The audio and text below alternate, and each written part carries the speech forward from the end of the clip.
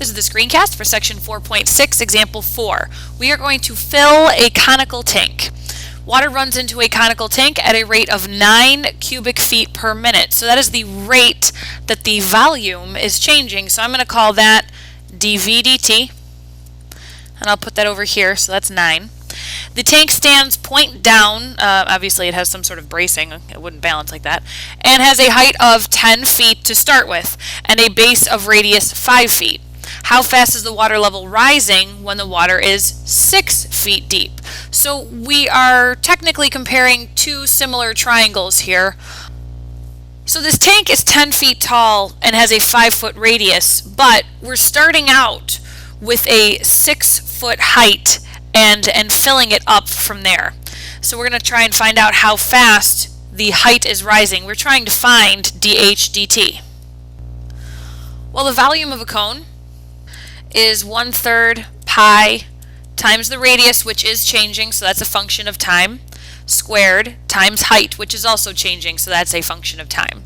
So I can take the derivative right off the bat, and I have to use the product rule in here, and now I've got a mess of stuff to fill in. So I'm going to start in filling one number at a time. First of all, dV dt we said was 9. 1/3 pi stays there. We have 2 times the radius at this specific time. Well, actually, we don't know that. We don't know the radius here, but we do have similar triangles, so I can say 10 over 5 equals 6 over the radius, and then cross multiply, and you get radius is 3. But now, dr dt, how fast is the radius changing? It didn't really give us that at all, actually. And we're looking for dH dt. So if I can find a way to express the radius, the change in radius, according to the change in height, I'd be able to plug in a dH dt there and just solve for dH dt. Well, fortunately for me, there is a relationship between these similar triangles and their height and radius.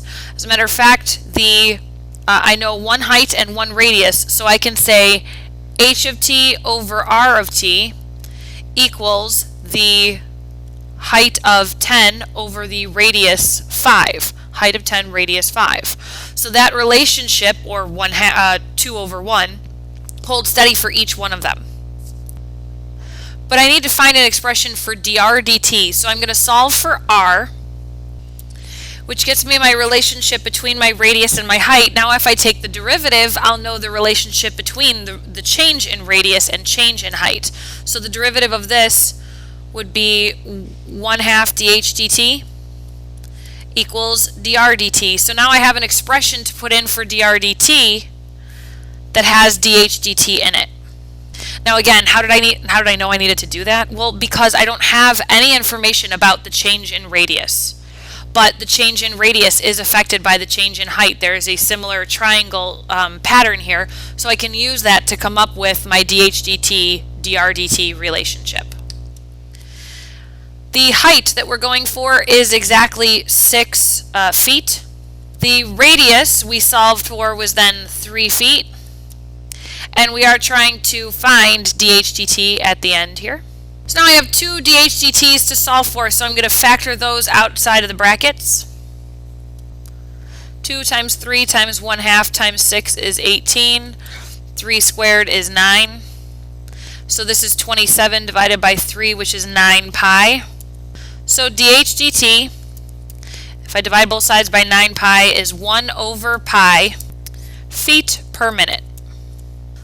So the height of this cone is raising 1 over pi, so a little bit less than 1/3 of a foot per minute, while the tank is being filled with 9 cubic feet of water per minute.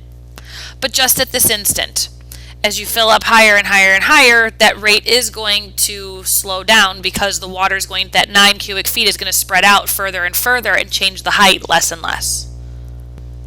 The now try problem number 17 is a very similar situation than is example 1, but we're going to do this in a much easier way.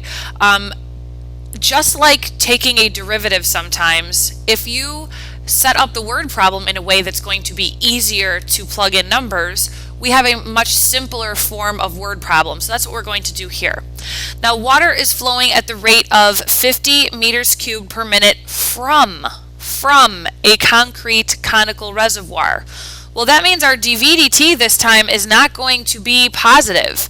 We're not filling up the tank, we are draining the tank of 50 cubic meters per minute. So part A, how fast is the water level falling when the water is 5 minutes deep? And part B, how fast is the radius of the water surface changing at that moment, to give your answer in centimeters per minute.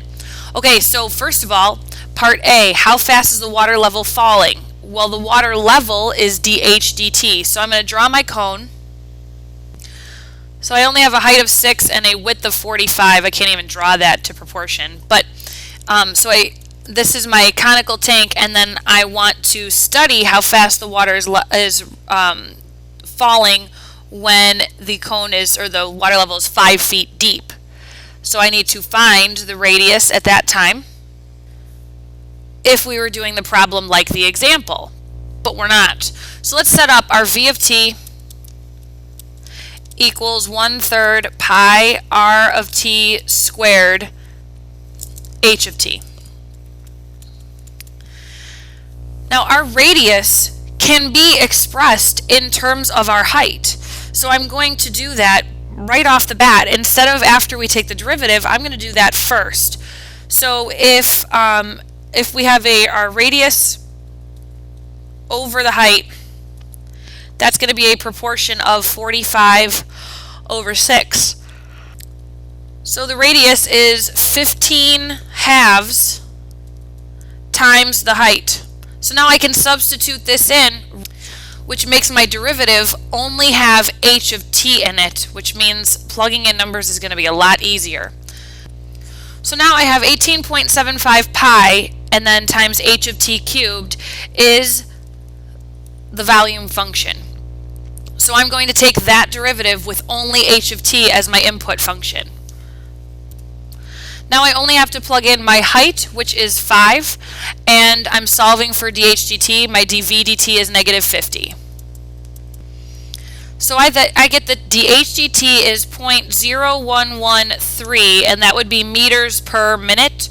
Or if you wanted to write that as negative 1.13 centimeters per minute, either one describes the change in height. The height is falling at 0.0113 meters per minute or 1.13 centimeters per minute.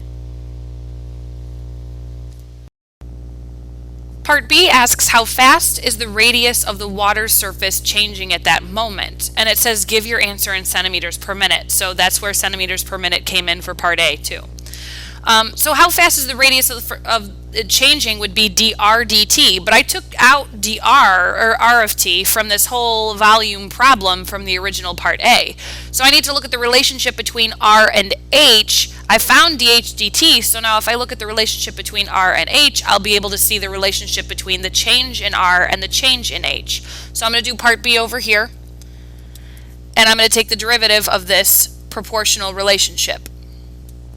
Now it asks me for my answer in centimeters per minute, so I'm going to use the dH dt in centimeters per minute, so that would be negative 1.13.